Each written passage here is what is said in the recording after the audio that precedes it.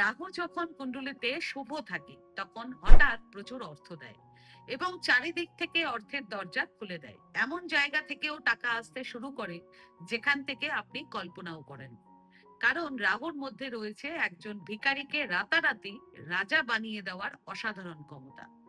আর যদি রাহুই কুণ্ডলিতে অশুভ অবস্থায় থাকে, তাহলে জীবনে একের পর এক বাধা, অর্থকষ্ট আর অস্থিরতা তৈরি হতে পারে। তাই আজ আমি বলছি রাহুকে অনুকূল করার জন্য খুব সহজ দুটি উপায়। আমি 100% গ্যারান্টি দিয়ে বলছি, আপনি যদি এই দুটো উপায় করেন তাহলে রাহুর শক্তি আপনার জীবনে অনুকূল হতে শুরু করবে।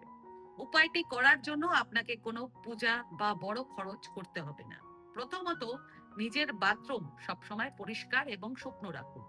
বিশেষ করে প্রতি বুধবার হারপিক দিয়ে টয়লেট পট ভালোভাবে পরিষ্কার করুন।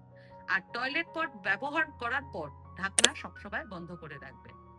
দ্বিতীয়ত, যিনি আপনার বাড়ির পরিষ্কার পরিচ্ছন্নতার কাজ করেন অথবা সুইপারকে একটি হারপিকের বোতল এবং তার সাথে 10 টাকা দান করে দিন। এই ছোট্ট উপায় দুটি টানা 4টি বুধবার করুন। এতে রাহু এত শুভ হয়ে যাবে, আপনি বুঝতেই পারবেন না যে আমার এত খারাপ সময় চলছিল, হঠাৎ করে কি করে ঠিক হয়ে গেল। যেখান থেকেই হোক টাকা আসতে শুরু করবে।